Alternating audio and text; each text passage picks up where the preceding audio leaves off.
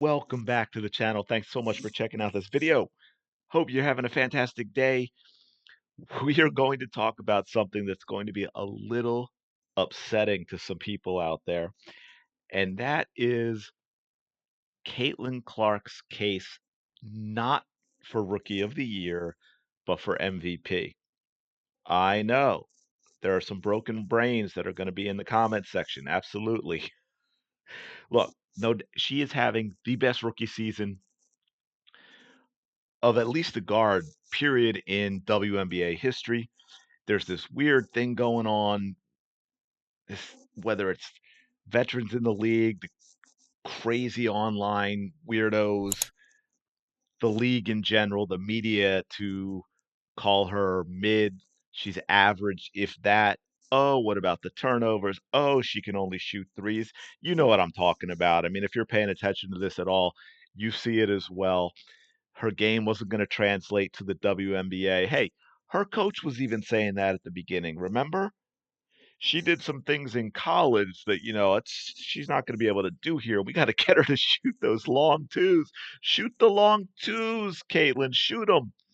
Uh, and then there's this weird thing after the loss to Chicago that she has no dog in her and all this. Of course, go look at her some of the shots and plays she made at Iowa, and that's just absurd, absurd.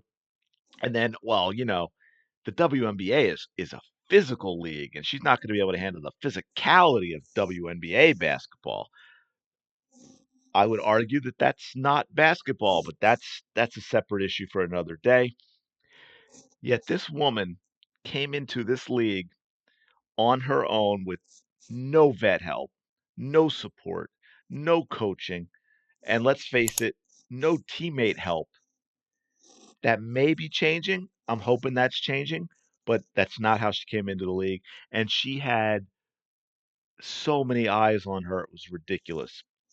And yet she was Rookie of the Month in May. She keeps destroying records.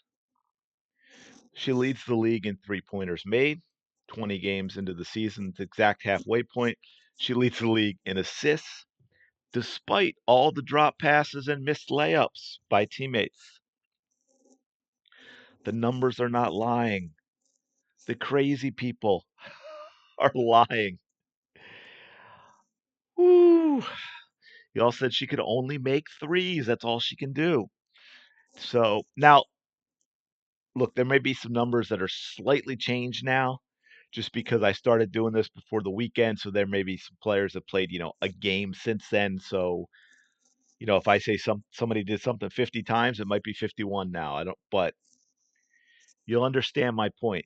So we've got the only WNBA players this season that rank in the top 20 in points per game, rebounds per game, assists per game, steals per game, and block shots per game. And they are named Brianna Stewart, Olympic team member, Nafisa Collier, Olympic team member, and Caitlin Clark. Most assists at the rim this season. Number 4, Arike Agambale with 50. Number 3, Sabrina Ionescu with 52. Number 2, Alyssa Thomas with 55. Number 1, Caitlin Clark with 66. As I mentioned, she leads the WNBA in total assists. And yes, I know she doesn't lead in average per game. They've played a couple more games than most teams. It's still an impressive stat, especially when you go back to what I said about the drop passes and the missed layups. And her range on threes has just opened things up and made life so much easier for her teammates, so much easier for them. And now I've seen a couple different stats, so I'm going to share them both with you because I have not been able to confirm the total number because we have on shots from 30 plus feet this season. I've seen multiple places where Caitlin Clark is 12 of 31. And this does not include this past game, I believe, but and which is 39%, and the rest of the WNBA is 11 for 78 or 14%. Now, the other number I've seen is that most three-pointers made from 30 plus this season is Caitlin Clark has 7, but then the next highest player is Enrique Mbale and Julie Van Loo, with both with 2 each. But whichever that number is accurate is Caitlin Clark is way ahead of the WNBA pack at 30 plus feet.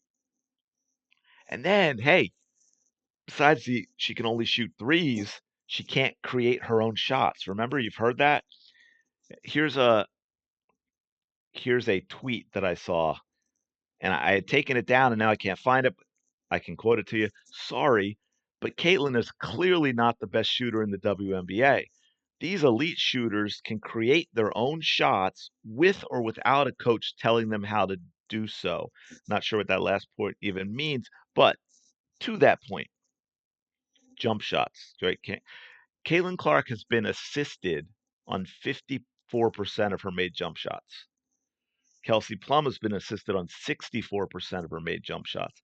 Sabrina Ionescu has been assisted on 71% of her jump shots. Kayla McBride has been assisted on 94% of her made jump shots. And again, full disclosure, being fair, I don't know, because the name that comes to mind with me that I would like to see, and I could not find this number for her, is Jewel Lloyd. I don't know. But you know what? Jewel Lloyd's lit it up the last few games, but before that, she has had a terrible shooting season in terms of her percentage from both 2 and 3. So I don't know if it would matter all much anyway. But to that point, we're also going to look at we're gonna go to the video now. Okay, we're gonna go to the video because she can only shoot threes. So let's start here and let's see what we've got going on. We're gonna have to back this up. We're gonna have to back this up, right? So now remember, she can only shoot threes. She's slow. She can't dribble or create her own shot.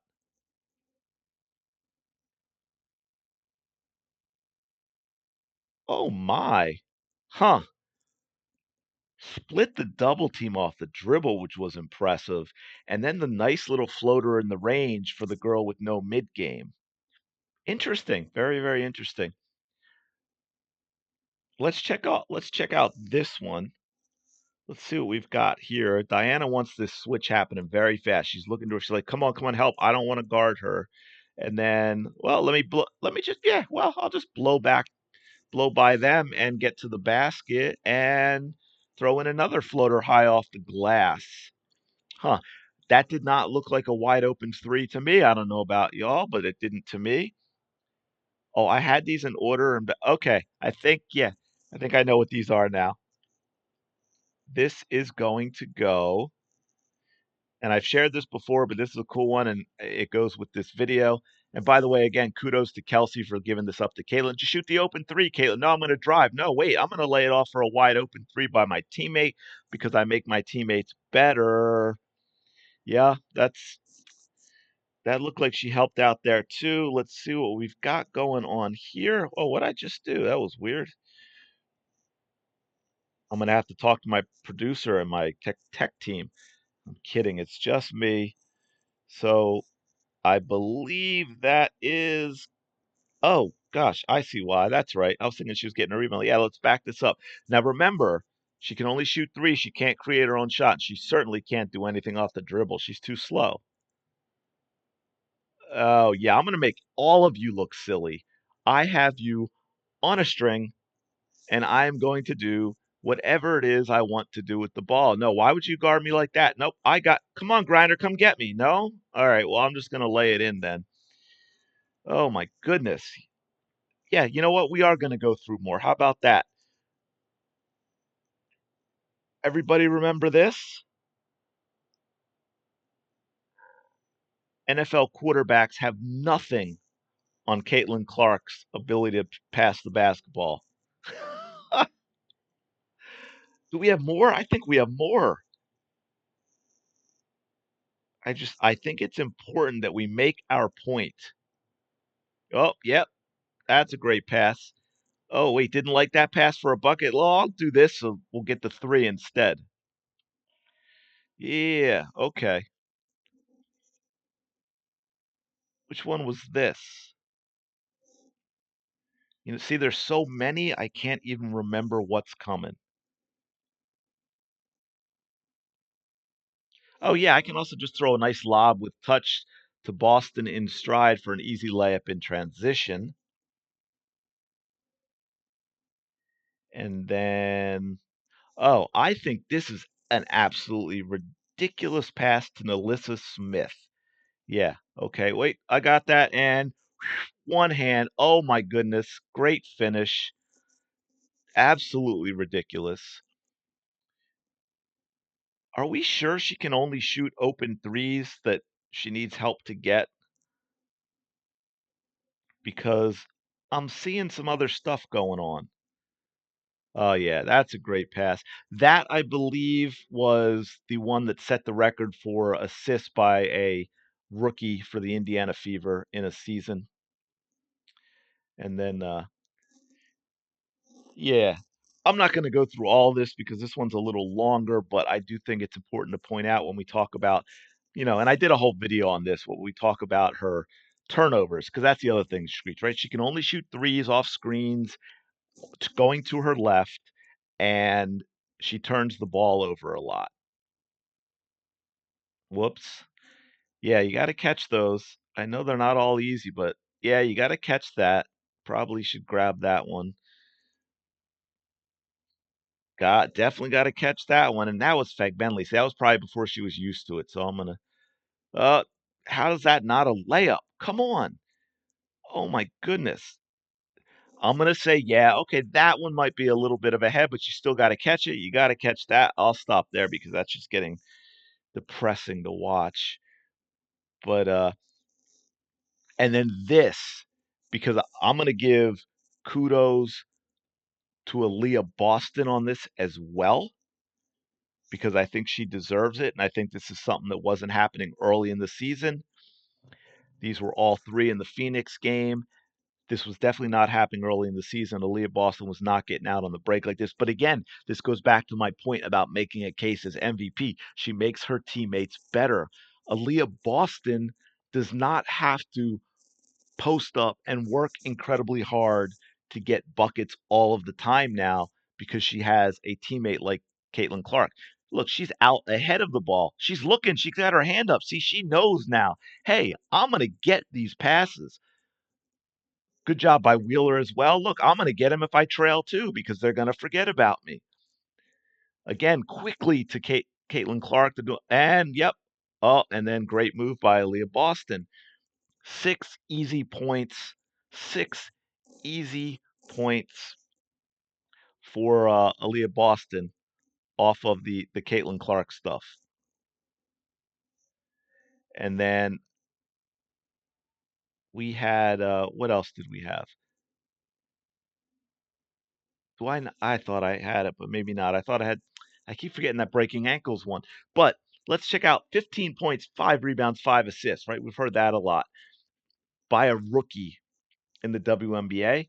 Caitlin Clark has done, believe it's 9 times now, but it's changing rapidly because she's done it 5 of the last 6 games. The only one she missed was 1 rebound away. She had 16.7 assists and 4 rebounds, I think, like 4 games ago. 9 times, 5 of the last 6 games. It's been done 7 times by all rookies since 2020 combined. 2 months of averaging 15, 5, and 5. So she averaged that in May at least. She averaged that in June. So she's done it twice in her both months of her WNBA career. It's been done twice by all rookies combined in the WNBA. As I said, she leads the league in threes made. She leads the league in assists. She leads all rookies in points. She's the fastest player to 300 points, 100 rebounds, 100 assists. She makes ridiculously insane passes. She shoots from the logo. She can drive to the basket. She's consistently filling the stat sheet. And as you know, we all, besides the made threes, as I mentioned, we get oh, look at the turnovers. Well, you saw the missed passes, and I didn't even show them all. I've done a whole video on turnovers and how that relates to the best players of all time. So that's also ridiculous. Oh, and here, I'm going to give you the list of players to score 300 plus points and grab 100 plus rebounds and have 125 plus assists in their rookie season. Cynthia Cooper in 97 for the entire season, 621 points, 131 assists, 110 rebounds, or is that 111? Um, Shannon Johnson, 447 points, 141 assists, 150 rebounds. Diana Taurasi did it, 578 points, 132 assists, 149 rebounds. Tamika Johnson, 315 points, 177 assists, 104 rebounds. And Caitlin Clark, who in half the season, 308 points, 126 assists, 104 rebounds. And of course, that is actually old. That is what, a game or two? So you know what? While you're watching, I'm going to actually check because I want to see, because I think I did that. I might have even done that a couple of games ago in terms of the totals for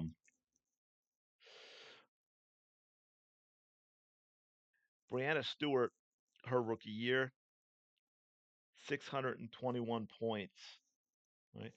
317 rebounds, but her assist number was 114. So, but here we go. Yeah, she's at 323 points now, 138 assists, and 113 rebounds. Okay. She's averaging 16.2 points, 5.7 rebounds, 6.9 assists, 1.4 steals, zero point 0.9 blocks. Her points per shot is 1.31. Her total shooting percentage is 57.2%. That's threes, twos, free throws. Her efficient field goal percentage, which is weighting threes because it takes into consideration the fact that the three is worth more than the two, obviously, but that is 50.8%. For those who talk about a 3-point shooting percentage of, I think it's what, 34, 34.6 now, which has gone up, which is not terrible, but she also shoots threes from distance that no one else shoots. She has the attention paid to her that no other defense pays, and because of her ability to shoot, she gets her other players open. Now look, I'm going to finish up here because this has been going on for a while, but MVP does not necessarily mean the best player, right? Most valuable player. And as a diehard Sixer fan, I can tell you Allen Iverson was not the best player in the NBA when he won the MVP award in 2000, 2001, but at under 6 foot tall NBA guard, he took a bunch of role players all the way to the NBA finals. Look at these names: Theo Ratliff, Eric Snow. Mutombo was a good defender and rebounder, and he was 34 years old, though he was not on his peak. George Lynch, Aaron McKee, Tyrone Hill, Matt Geiger, Vernon Maxwell, Tony Kukoc. I mean, Allen Iverson took that team to like 56 wins all the way to the NBA Finals against the Kobe and Shaq led Lakers. And look at this. He ran away with the voting, but look at the numbers, right? Tim Duncan over 22 points, over 12 rebounds, 3 assists, shot 50% from the field.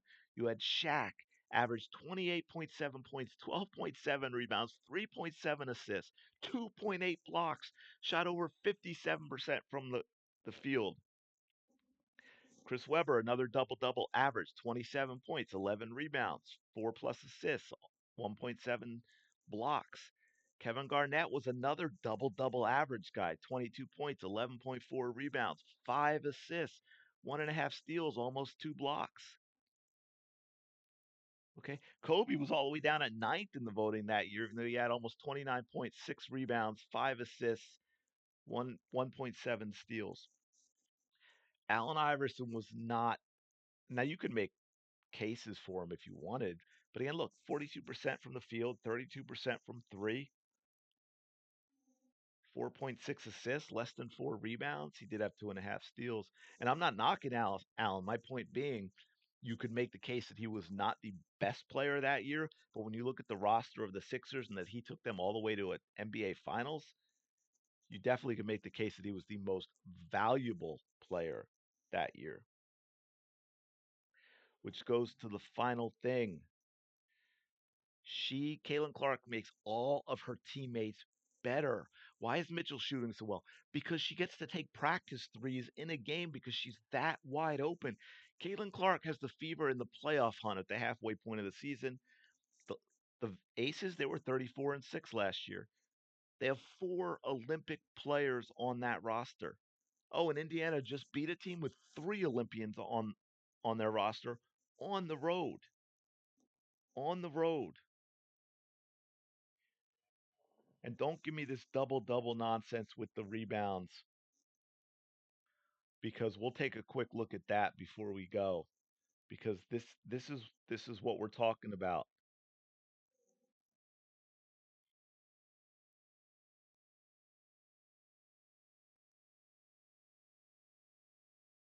She's a hard worker, I'll give her that, but she's really not much of a basketball player. She just really isn't.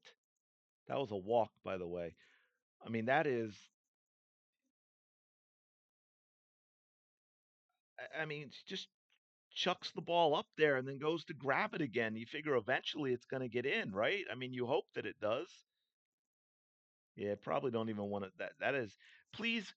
And I will say this in her defense: all the coaching she's had over the years, and no one can teach her to shoot a 15-footer with decent form.